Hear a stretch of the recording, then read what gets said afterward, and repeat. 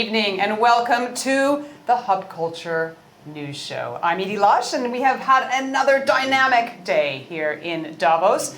Inside the Congress Center, generative AI took the stage as the driving force of the fourth industrial revolution.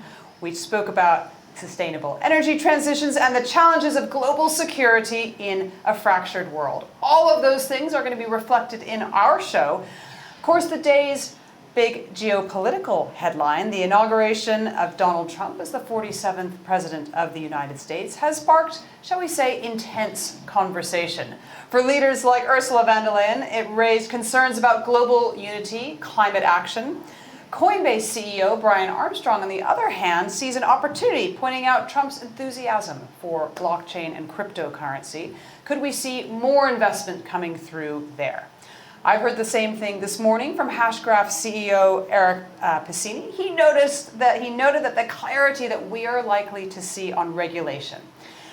So, tonight's show, we have a bumper number of guests for you. We've got Gail Whiteman on why urgent climate action must focus attention now. We'll come back to her in just a moment. Adela Raz on the plight of women in Afghanistan. Dinakar on how AI is transforming industries and driving sustainability. We also have Miranda Wolper on innovative approaches to global mental health challenges. Kate Griggs on how embracing dyslexia could unlock creativity. Maggie Aderin-Pocock on how space science inspires collaboration and breakthrough on Earth. Let's get started. We've got Gail Whiteman, who's come down from her perch on top of the Schatzalp at the Arctic Basecamp, was there up there yesterday. What a fabulous place. Well, thanks, Edie. It's great to be here again. It's my 9th Davos, so I have been coming for a while, and I remember the first one in 2017 with Vice President Gore, and that was also a time when Donald Trump was coming in, so it's an interesting circle in some ways. So, let's hear the news. Give it to me straight. Just how bad is the science? The science is bad. I mean, I think the science is strong in terms of certainty. We know that 2024 was the hottest year on record, following a year previously that was the hottest year on record. We also know the average temperature breached the plus 1.5 degree limit for a safe space. Now, that's a 1-year break. It's not necessarily a decade. Let's hope it's not. But that is an extremely bad, it's a physical I think, warning cry, and it's also a symbolic one because, of course, the safe space for the Paris Agreement was at plus 1.5 to 2 degree warmer world. On top of that, we can see extreme weather ramping up massively. LA and the fires are only one of the most recent examples. We can see it throughout the entire last year and the preceding year. Extreme weather is the new normal. It's not actually an unusual event anymore, and it is expensive. So, the issue, the science is there. Climate change is absolutely here to stay. So tell me what changes we're seeing in the Arctic and why that's important. Well, you know, the Arctic is beautiful whether it is white or whether it's blue, but the problem with the Arctic is that it's warming 4 times faster than the rest of the planet. It is ground zero for climate change, and we know it's bad news for the polar bears, but it is also bad news for us. On top of that, we see the Antarctic in the south, which used to be a sleeping giant, also waking up, and it is also warming faster than the rest of the planet. Taken together, the North Pole, the South Pole, the polar regions are warming about 3 times faster. And again, it's not just bad news for polar bears and penguins, it's actually bad news for us. Natural science knows that the climate system has about 16 important critical climate tipping elements. 9 of those are actually in the polar regions. And between that sweet spot of 1.5 and the more dangerous spot of 2 degrees, 5 of those in the polar regions are projected to start tipping, indeed anywhere really past 1.5. So we are right on the precipice right now. You're very good at speaking science to power, which I know is one of your phrases. Why isn't it getting through? What's happened? Well, you know, I think part of it is just is a human experience that they think that they can, you know, outbuy, outshop, outrich their way out of this mess, outpower their way out of this mess. I hear that a lot. I hear it, oh, the rich people will be okay. No, they won't. I mean, let's just take a look at LA. We just saw that. We just absolutely saw that. And those houses are no longer insured, and they actually probably weren't insured even as of last year. So I think it's this idea that somehow we can keep kicking the bucket down the road, and it's just not possible. Collaboration is always important. We spoke about that in our last interview together. Yeah. What kind of allies can we make now? Well, I think the scientific community has to understand that we are speaking science to power, but we've got a major pushback on governments all around the world. It's not just the U.S. administration. We see the Dutch government also has a lot of climate denial in it. We see the rise of that in Germany, Austria. We see the rise in Italy as well, and the French situation is certainly unstable. So it's not just the U.S. The U.S., however, is such an important force on the world. We see kind of a sigh of relief where not just countries around the world, but actually big businesses around the world are being like, it seemed pretty hard, well, let's just slow down the transition to a low carbon future. And that's what's happening. So we're seeing this sort of backsliding, which is a concern. But your question was about collaboration. What can we do? I think we actually have to really figure out, how do we change the narrative? We can't just speak nicely as scientists in a convincing way. What we actually have to also understand is, why aren't people listening to us? And I think it's they're preoccupied with other things. They're preoccupied with economics, their jobs. They're preoccupied with their concrete business quarterly results. So we have to change the narrative, and I think really connect those dots better. I mean, it sounds like we also need to be a bit more fierce, Yeah. right? It used to be, if they go low, we go high. If they go low, should we go low? I think we have to go targeted. And Okay. I think from that perspective this is all hands on deck. So we have to call out climate misinformation. So the idea is that's wrong, I'm going to fact check you as a scientist, is ridiculous in a world filled with AI and absolute sort of cowboy capitalism on social media. We see that Meta pulling back on fact checking, but we see what has happened on X, and just this whole point on climate misinformation. So we can't just simply, as scientists, publish nicely in peer-reviewed journals. The rest of the world's not reading them, and they're not paying attention, and they're simply taking what's online as fact. You're working with AI around Yep. climate tools. Yep. AI has a role in terms of helping us figure out what to do in Yep. terms of lowering emissions.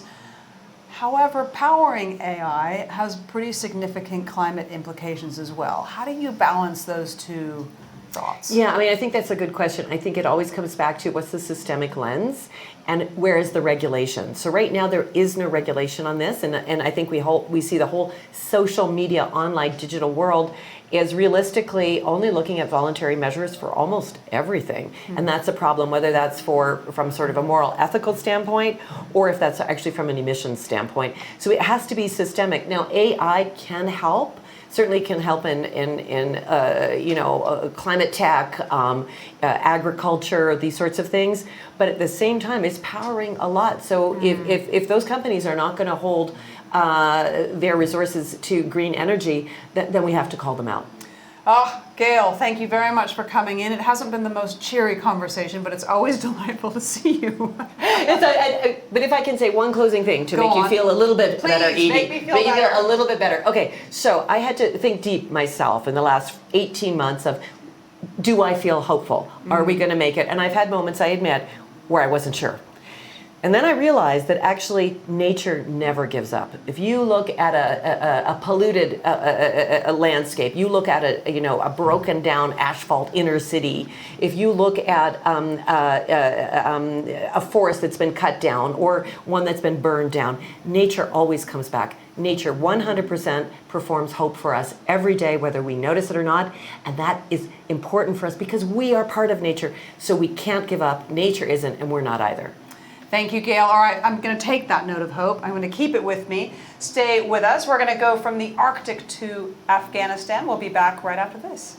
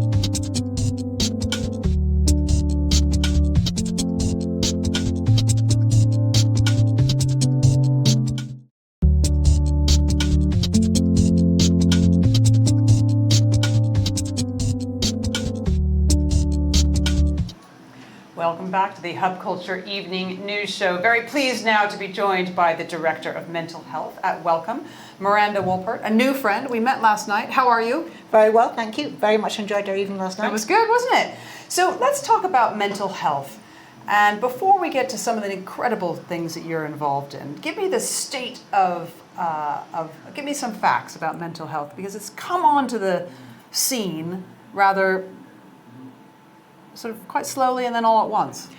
I think that's right. I mean, I think there'll be no one watching this show who isn't touched by mental health problems in some way, either in their own lives or in those of those they love. There are about 1 billion people across the world now who are being held back by mental health problems that are stopping them having the lives they want, the relationships they want, the jobs they want, and even ending in early death.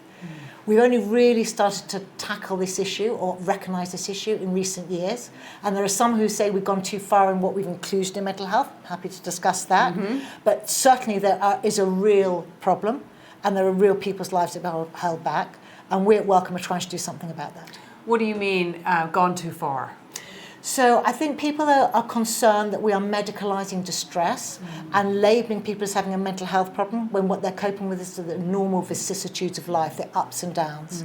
And I guess what we're very interested in is how we can help those who really are held back and give resilience to those who are coping with normal life problems. Challenges. Yes. Okay, so what are the people who, give me an idea of who people are really not coping with the vicissitudes of life? Okay, so there are people who are incredibly brave because every day of their lives they hear voices in their heads that are telling them things like you're rubbish, you're useless, harm yourself or harm others. Those are really hard to deal with, and we are finding new interventions of ways to help people live a normal life even despite hearing those voices. Interesting. Okay, so give me some of the good news. Tell me what we can see in mental health. So let me give you good news in particular in relation to that last example. So for those people who are some of the most troubled with mental health problems, there's a new intervention that has just had a fantastic research published on it last year, which is about helping people find a way to address those voices by creating a digital avatar that they learn how to talk back. So they say, go away, I know you're going to be with me. We haven't got the drugs yet that can completely get rid of the voice, but we have got ways of talking back, and that can help people live the lives they want, hold down jobs, have normal relationships. That is a really exciting innovation. Really interesting. What effect is that having? That's changing these people's lives. So what it means for some people, it means the voices go away. For others, the voices stay, but they find ways of getting in control so that they're not having to stay in their house, not go out, not do things. They can actually get on and live their lives. Interesting. All right. What about advances in medication? So we have the first new drug for schizophrenia that has happened in 50 years, just approved in the US. This is going to change the lives of those with schizophrenia. It has fewer side effects, including weight gain, which is a real problem for many of the drugs currently. And it also addresses some of the symptoms of schizophrenia that haven't been addressed by other drugs, such as sort of cognitive fuzziness, not being able to think clearly, like a brain fog. Interesting. And how fast do you think that will spread elsewhere in the world? That's a really good question. We're looking with the company about how that can happen. We need to start where it is at the moment, but it would be great if they and other companies can think about how it can get to other parts of the world, which is desperately needed. There's sometimes a myth that mental health is a sort of first world problem, and actually it's a problem across the globe. Absolutely. What about more digital tools that you're looking at? So there's some really exciting innovations coming, particularly for youth and particularly for anxiety and depression. There's one that I particularly like to tell people about because it's so sort of counterintuitive. I think when people think about mental health treatments currently, they often think of a therapist in an office or someone giving counselling. Those things are really important, but they're not the only ways we can do things. There's a new intervention that takes 15 minutes of playing a game that anyone can play, game Tetris. And if you do it while you also hold to mind a traumatic memory for people with post-traumatic stress disorder, it can reduce the intrusion of those memories in the future. So it's actually an amazing tool that can be used in all sorts of settings for post-traumatic stress. Gosh, so many things. Anything else you want to highlight? There's only one other thing I'd like to highlight, which is we're finding out also what doesn't work as well as what does work, and that's equally important. So a big study that we had funded a few years ago was looking at mindfulness in schools as an intervention to address anxiety and depression in young people. And actually our study found, or the study we had funded found, it didn't work. That partly didn't work because the kids didn't practice. Right. But actually, if they don't practice, it doesn't work, and therefore it's not a good public health intervention. So I think we need to get more savvy about what works and what doesn't work, which will save money to be spent on other things. I guess the thing I'd want to say to this audience is this is the time to invest in mental health, science and innovation, because we're about to see a complete revolution. In 5 years' time, the treatments we have will look nothing like the treatments we have today. This is the time to get involved. Extraordinary. Miranda, thank you so much for stopping by the Hub Culture Evening News Show. I'm Edie Lush. We'll be right back in just a few moments.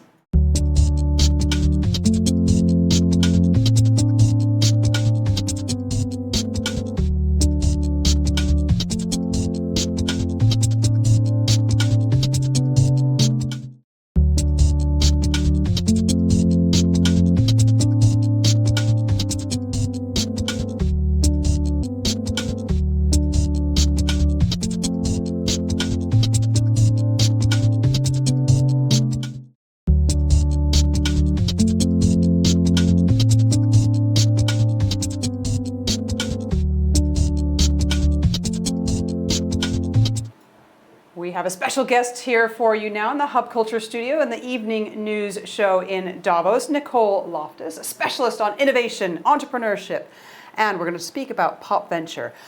Tell me, entrepreneurship is often seen as the engine of innovation, but what do you think some of the biggest challenges are for entrepreneurs at the moment? I think at the moment, and that what for a long time has been getting the capital you need to run your business. But the good news is that there's a lot of interesting alternatives between crowdfunding and others. But the struggles of entrepreneurship have been around for a very long time. Every artist, every athlete that makes it to professional levels is an entrepreneur, right? They had this. That takes the tenacity and the navigating the tough roads to find your way to pull it off. So. I think there's always going to be problems. It's very risky. It takes a lot to succeed. But no matter what the obstacles are, we always find a way to make it happen. So you are a very successful entrepreneur, but you've got an interesting story of how you exited, shall we say. What happened? Yes. Tell me about it. Well, I built my first business, disrupted a $20 billion industry. I had never thought I'd be an entrepreneur, but I had this idea I couldn't rest without seeing if it would work, and it worked beautifully. What was it? It was a company called Zorch, and we were the first to eliminate redundancy, cut out the middleman in the promotional products industry. So I grew it from 0 to 40 million so fast. It was number 8 on the Inc. 500 list. I think I'm one of the few women ever in the top 10 of the Inc. 500. Congratulations. Thank you. It was I was living every entrepreneur's dream until it became a nightmare when I took venture capital money without truly understanding how venture capital, the industry works, how it doesn't work, what certain words mean, like liquidation preferences, and that I really did give control before I even gave up control. And they sold my company to private equity in the dark of night without me even knowing about it. And it was devastating. But I turned it around and said, you know what? I'm going to use this as a lesson, and I'm going to help other entrepreneurs learn those lessons so they don't make them. But more importantly, I was on a mission to build a better system for funding entrepreneurs. So tell me what you're doing now and how that's working. Yeah, so I have a registered investment advisor called Pop Venture, and we also have a media entertainment arm of the business. We use pop culture to engage the general public in venture capital. We are launching a fund.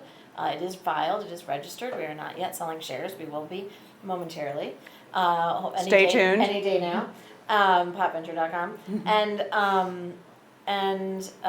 So when I decided to build a better system, I said, why aren't we, in opening this up to the public, let's make venture popular. Let's let everyone in, not just rich people. Because I am embarrassed to tell you, I did not know that venture funds are only available to people, high net worth individuals. And I come from a family of bricklayers and movers and truck drivers, Italian family from Chicago. And you want to see financial sophistication, look at their kitchen tables and see how they run their household economy. And I said, we need to open this up to the public and give them a fund where they can diversify their investments. So the Pop Venture Fund will sell shares at as little as $25 or as much as someone wants to invest. And we invest in privately held, growing, innovative companies. We are looking for innovative, interesting businesses now. We have some ready that we've been doing diligence on. And we also built our own diligence software, the first ever founder-driven diligence software called The Locker. It's at yourlocker.co. That's live today. So I've been up to a lot. Amazing. Yeah, thank you. What are you hoping the fund will do? Well, we are, my job is to make sure that fund gets the best return possible for our investors, full stop, period. But as the entrepreneur in me, the innovator in me, is really hoping, and I built it so that it could be a sustainable system that will live beyond me, right? Venture capital's been around a long time and it's going to be, but we need other systems. So we've built this and hope that it will live a long time. And then my other secret mission is that somehow getting people to invest in each other will unite them and hopefully, make them feel better about each other. And geographies in the United States across? Yeah, in the U.S. right now, we have quite a few international folks that want their own funds, so we're going to be launching those funds real soon. I love it. Nicole, thank you so much for stopping by the Hub Culture Evening News Show. I'm Edie Lush. We'll be back in just a minute.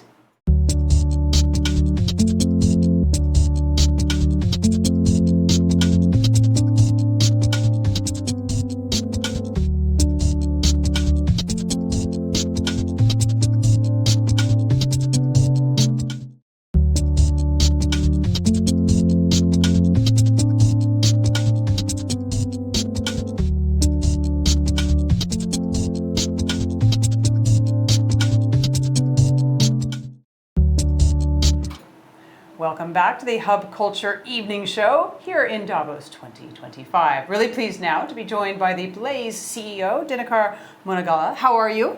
Good, doing well, Thank you for coming into the studio. We're going to talk about artificial intelligence. Now, you run a company that has just IPO'd. Congratulations. Thank you very much. Fantastic. Thank you. You're involved in 3 different areas: video security, enterprise, automotive. Give me the overview of what you're most interested in.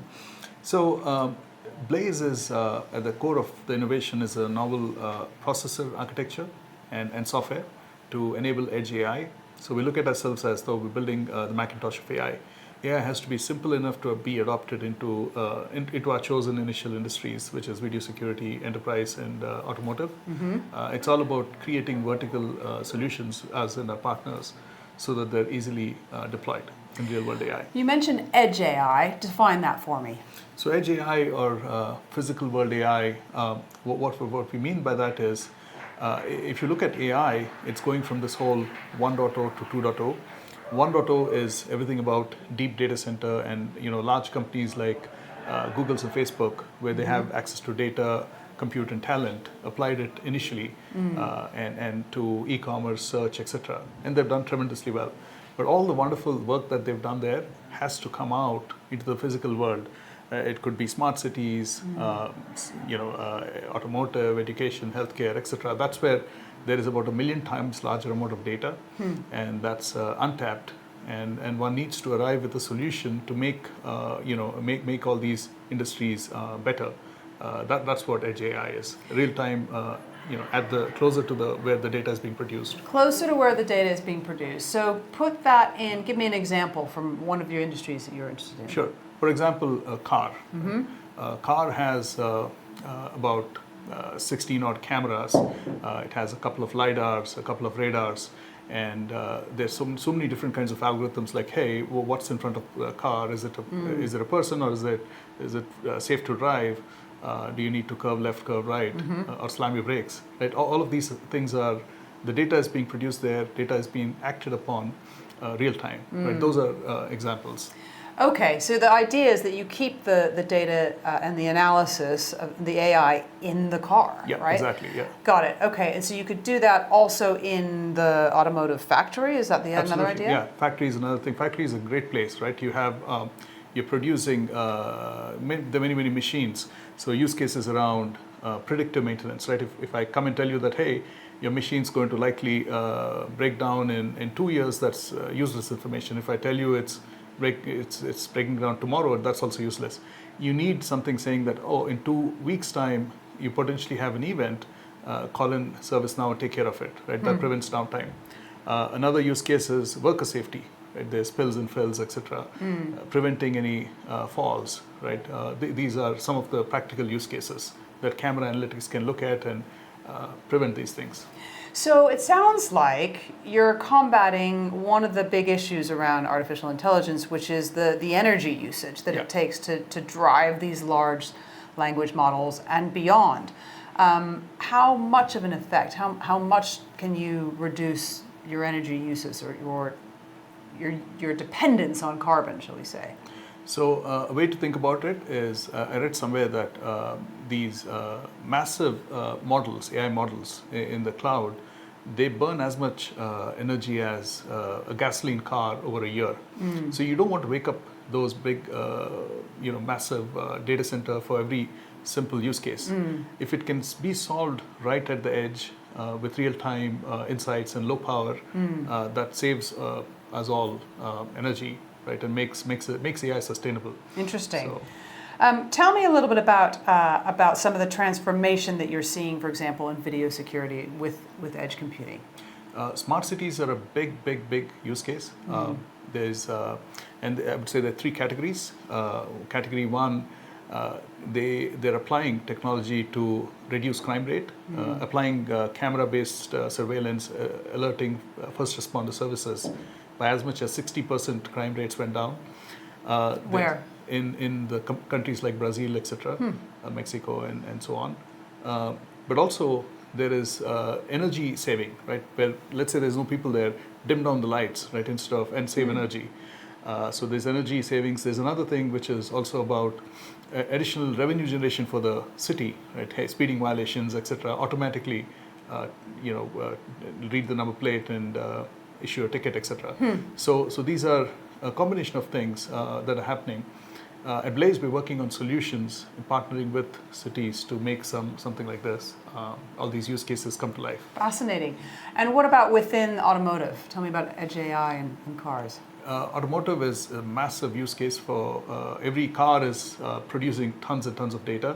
Our customers are using this data to improve the car, improve the battery life, various use cases. It ranges from, of course, autonomous driving is a big use case where it makes driving safer, but also other use cases within automotive. Right? But what's happening in the automotive industry is also for customers, the revenue margins from the car itself are shrinking, but the value-added services is where the margin is. So being able to apply AI to create new use cases to make the passenger, life better is where all these use cases are. Out of interest, when are we going to see autonomous driving become mainstream? So it's already in some places. San Francisco, like my hometown. Yeah, Waymo. Right, I haven't been in one yet, right. but right. But I do think it's also happening in mining, etc., where there are no people, right? So there's no safety. So places like that, it's happening already. Airports, etc., places where it's very controlled. But I would say in the next 4 or 5 years, you will see mainstream adoption. That's the hope. At least our customers are working towards that. They're packing adequate compute in the car to make that happen. And what about an enterprise? That's obviously quite a large vertical, but where are you most excited about the use of edge computing there? So anywhere there's any kind of real-time, it could be earlier example, right? Factory floors is a good one.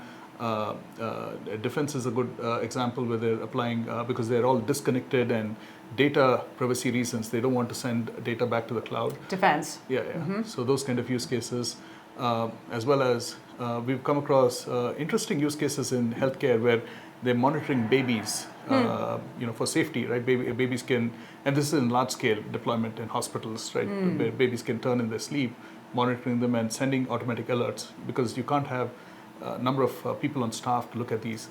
Or it's elder care is another example that we've come across where preventing falls, alerting authorities, those kind of use cases. So the way we see it is anywhere where there are cameras, and there are about 1 billion cameras shipping every year, there's now this push to make these cameras intelligent by putting a brain behind them. That's the technology that we're building. Fascinating. What are the challenges in scaling AI?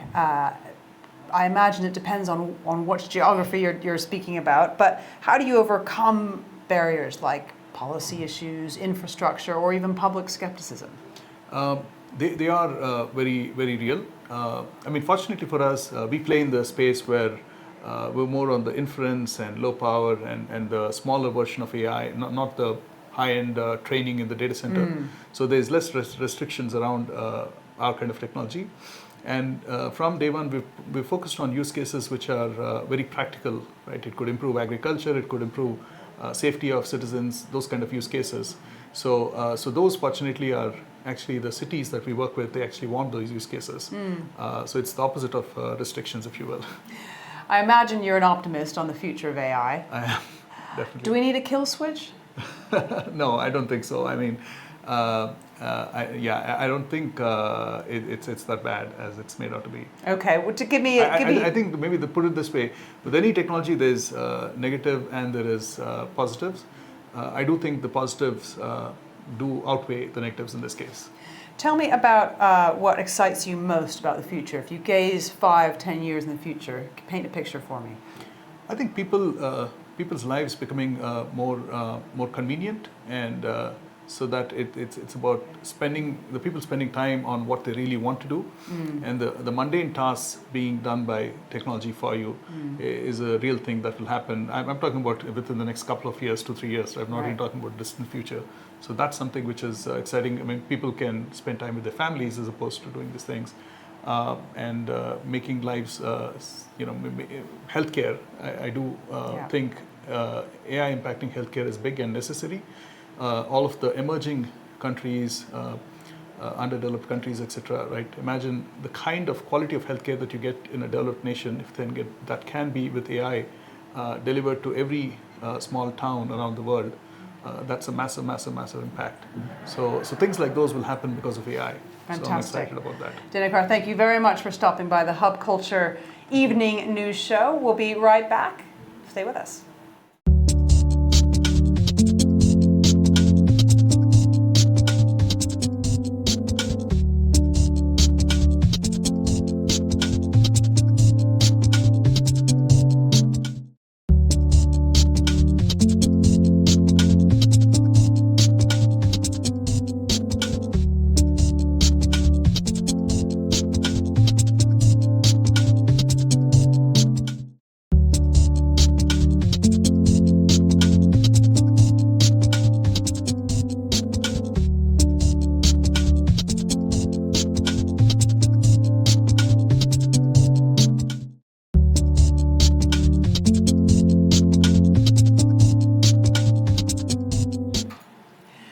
We are back. Thank you for staying with us, and sorry for the delay. The vagaries of Davos traffic are one of the great mysteries of life. Very pleased to be joined by Kate Griggs. She is the founder of Made by Dyslexia. Now, I'm very interested in your story. I'd like to get to that, but first of all, I'm really interested in this phrase. You describe dyslexic thinking as a superpower. How can we shift global perspectives to embrace, recognize dyslexia for its strengths? Well, that's the reason that Made by Dyslexia exists, because most people see dyslexia as a learning difficulty, struggling with reading or spelling or rote learning. And dyslexia can be those things, but it also comes with a huge range of strengths that are actually completely aligned with the World Economic Forum Skills for the Future strength. Particularly this year, they are totally aligned. So it's really important that people understand that creative thinking, out-of-the-box thinking, interpersonal skills, problem solving are all skills that dyslexics are hardwired for. So they're the skills every workplace needs. It's really important we flip the perception. Tell me your own personal story in relation to dyslexia. So I'm dyslexic, and I had a big brother, my whole family are, but I had a big brother who really struggled at school with his dyslexia. So from having a rocky start at school when I was struggling, my parents took me out of that school and sent me to my brother's school. And it was one of the first schools in the world. It's a mainstream school in the UK. It's one of the first schools in the world that recognised dyslexic thinking as this amazing pattern of strengths, but also how to support the challenges. So I had a horrible start and then completely transformed my life by education. So when my son started struggling at school, I just was completely shocked that the system hadn't caught up. So it's really his struggles and his bad experiences at school that motivated me to do what I do. And tell me about some of those strengths. Tell me some examples of how a dyslexic way of thinking can be a strength and how it's different from a non-dyslexic way. So I'll give you some examples. I mean, dyslexics can thrive in any industry and any field of work, particularly now with AI, which is removing our challenges. But a couple of examples would be entrepreneurs. So we know that 40% of entrepreneurs are dyslexic. The reason that entrepreneurs and dyslexia goes well together so well is because of the being prepared to take a risk, thinking out of the box, having really good people skills, so you create really good teams around you, and imagining things that could be rather than just being with what we have. The other area that dyslexics excel, we work very closely with the British Intelligence Agency, GCHQ, and they have, since they started, been hiring dyslexic thinkers for the way they think, because we can spot patterns and see things others can't. So we make connections with lots of different information or communications to see if there's a cyber threat or a problem with terrorism that's being spoken about. So they can kind of spot those patterns. So those are two areas, but also creative arts. You find lots of artists, lots of people in the music business are dyslexic. So really everywhere you look, there will be dyslexic people who are using their dyslexic thinking to thrive. Who are thriving, absolutely. I'm thinking of two friends in the arts, musician and a painter who are dyslexic and do exactly that. Yeah. Tell me, you mentioned the education system and your son, and I'm sorry that you hadn't found something. Have you now found something? Oh yeah, no, he's grown up now. That's and good. he's a professional musician and producer and using his dyslexic thinking to do what he loves. So we moved schools and got him supported and helped, but I was aware that not everybody can do that. So that's, I think, where my real drive and passion to make a difference. How do you came want from. education to change? We know that it all starts with knowledge, so teachers need to be trained to support dyslexic children in a mainstream classroom. 1 in 5 people are dyslexic. Most dyslexic children can thrive if they're spotted early and teachers understand the strengths and the challenges.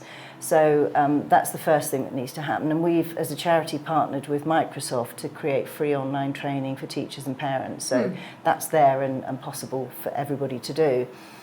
But the other thing is the education system is geared so much towards tests and SATs and exams, and that is a dyslexic person's kryptonite because it tests all the things, and that it's time tests and all the things that we're not so good at.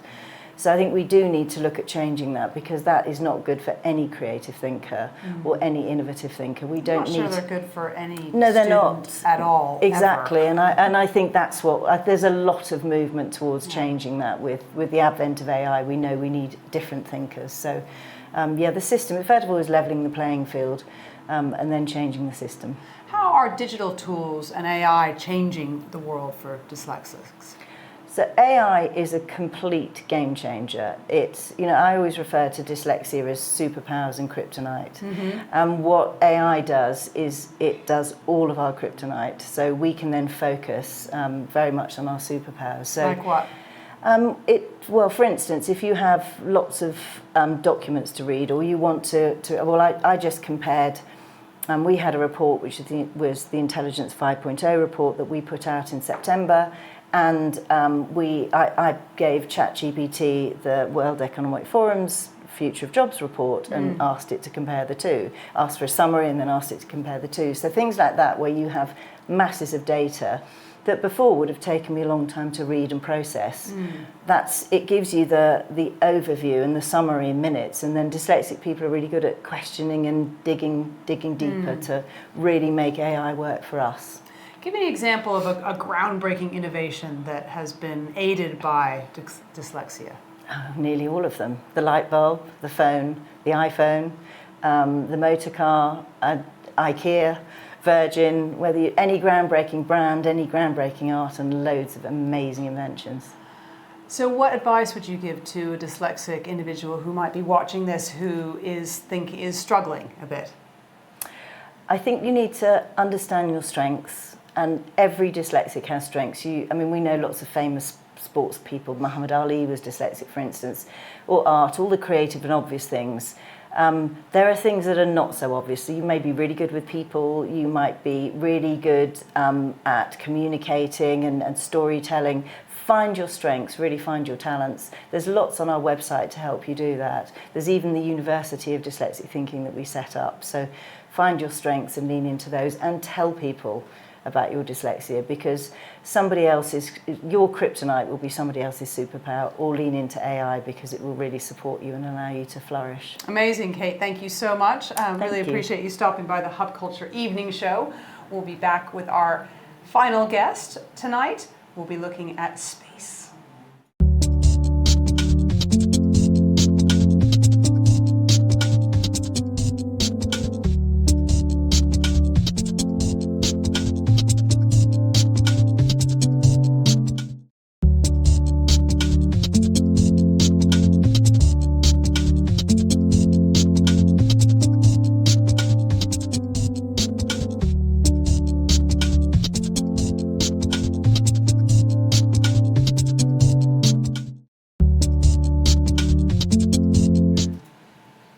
Welcome back. My name is Edie Lush. Very pleased to have my next guest here on the Hub Culture Evening Show in Davos. Now, I'm not going to say we saved the best for last, but maybe we did save the best for last, because we're going to have a discussion about space. Oh, yes. When I was young, I wanted to be an astronaut. Oh, me too. Still do. Okay, me too.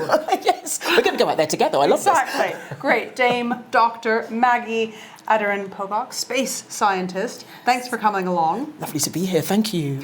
So tell me a little bit about where you think we are in terms of space and global collaboration. Space exploration, in some ways, has always been kind of a unifying force.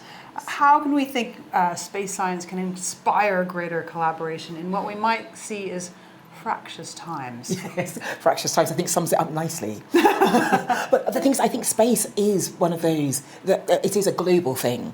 Space is everything beyond the Earth. And as a child, I think one of the things that attracted me to space was, growing up, I didn't really feel I belonged anywhere. I'd speak to my Nigerian relatives and they'd say, you're a lost Nigerian. I was brought up in the UK and I felt I didn't really belong there either. But space is that unifying force. And it was very much summed up with Star Trek. I watched lots of Star Trek. Me too. And so I liked the idea of space being unifying. But space actually has a very dark sort of background. It came out of the Second World War in terms of our utilisation of space. And then it was sort of collaboration, people working together. And now we're going, I guess, into the third era of space, which is commercialisation, looking at putting people into space. And that looks wonderful, and it's my crazy dream coming true. But at the same time, it's a bit worrying because regulation isn't in place. And without regulation, things turn into the Wild West. And so I'm very excited, very hopeful, but let's work together. And because that's what space gives us, working together. So let's keep that going and then see where it takes us. So we need global collaboration. Definitely. And global regulation. Be specific. Tell me what you mean by that. Yes. And so there is a space regulation in place. And we tried, so for instance, we have many, many satellites going up in space. And as satellites are sort of allocated a certain volume, and they need to sit in there, they need to work out how they sort of come back out of orbit and how they are destroyed at the end of their lives. Otherwise they just sit there and it gets busier and busier and busier. So regulation to actually sort of look at, let's take sort of some of the constellations of satellites are used to sort of link people across the world. Brilliant. And I can see the power of it as well. Telemedicine is sort of done by satellites, and people in refugee camps being able to use satellites to get jobs, teaching kids in sort of affected areas. All these are very powerful things. But if we have too many satellites out there, how do we manage that? So it's always a balance, but I think it's a balance that the globe should look at rather than a few sort of commercial companies. Interesting. Because we need to have the global perspective underlying everything. And what about when these satellites come to the end of their life? We don't want them to become space junk, right? Traveling around the Earth. How can we get global collaboration around that? Yes, and I think most people who can afford to put satellites in space realise that a sort of regulation is needed. And so these are sort of fairly new laws that have been coming in about sort of how you sort of take your satellite out of orbit. I think people are signing up to these, but as well as the sort of the big satellites done by commercial companies, there are quite a few smaller satellites, sometimes done by university students, which is wonderful. You get your foot in the space industry by sort of making something in your lab in your university. But yes, so it's regulating all of this and making sure that we have a robust system. And in terms of space debris, sometimes space debris can be a bit misleading because I think many people have seen the picture of planet Earth, and then it's like a swarm of debris around it. But each one of those, the largest satellites we build were about the size of a double-decker bus. And so each one of those bits of debris, compared with planet Earth, it would be less than a pixel on a picture. Right. And so that image is quite misleading, but it is still a problem.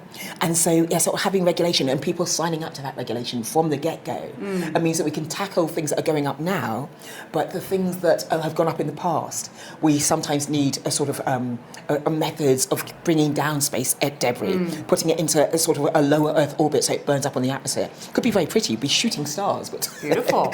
Bring it on. So a lot of the technologies we use today originated from space research. Yes. Tell me, what current advancements in space science do you think will have the biggest impact on Earth?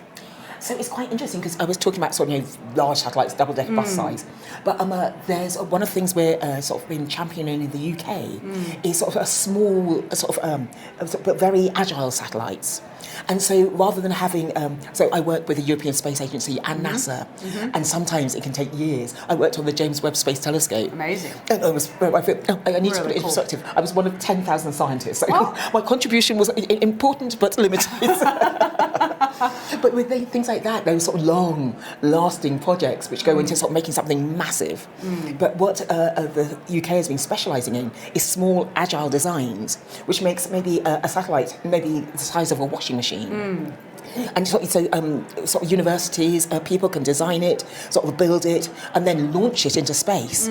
But and then sort of it may stay there for a few years. We deorbit it, it burns up in the atmosphere. Let's get the next generation out. And so I'm finding that quite exciting. People are also talking about constellations of satellites, but about the size of a PCB, so about the size of a business card. But they're all linked together, and so get sort of data from this sort of network of satellites. So it's different ways of doing things, and I think I find that very exciting. Really exciting. You already mentioned some of the benefits we see from satellites, connectivity for refugees, science around the Earth's atmosphere. Tell me some of the other things that you think are exciting. Yes.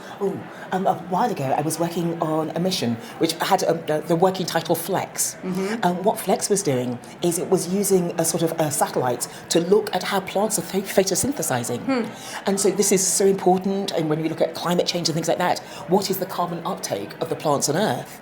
But there's something called hyperspectral imaging as well, where it's like we use a sort of electromagnetic spectrum, so it's just different wavelengths of light, let's say, to look at things. And when you do this, you can see how well a plant is photosynthesizing, what sort of minerals it might need to synthesize better. So with this, we'd be able to feed the world better. And so it just means that space is very much a part of us. Really extraordinary. You have been a very vocal advocate for increasing diversity in STEM. What progress do you think has been made? What do we need to do better at?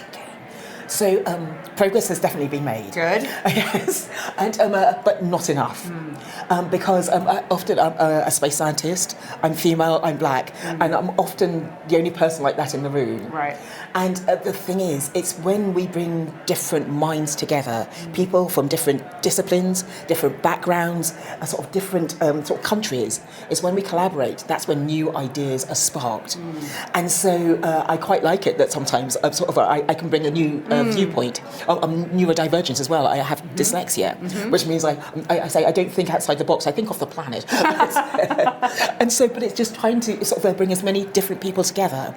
At the moment, too much of STEM, science, technology, engineering and maths, is very blinkered. It's done by a small demographic of people, and that limits the capabilities, the innovation that we might make. Innovation that is of good economic and sound reasoning. It makes sort of companies do better. So it's so that's my champion. We have come a long way. Looking in the UK, the first woman to go into medicine, I think, was in 1865, and now more women are going into medicine than men. So change can happen, but at the moment the change seems a bit glacial. We need to rev it up. We need to rev it up. Keep it going. What excites you most about the future of space exploration? So there's humans in space, because, and that's very personal because that's my childhood dream. Me too. Oh yes. We're going to be up there together. I know, I'd love that.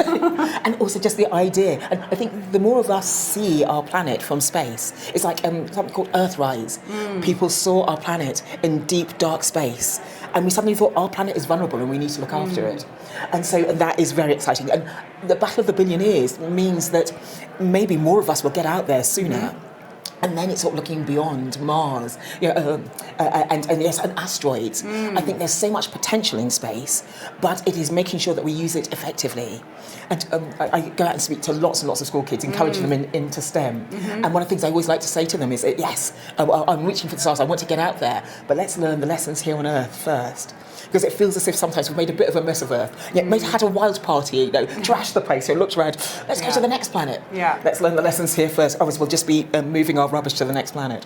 Amazing. Thank you so much for coming into the Hub Culture evening show here in Davos. It's been a fantastic hour plus. Stay with us. Actually, you don't need to stay with us, but you do need to come back tomorrow morning. We'll be back at 9 o'clock Central European time.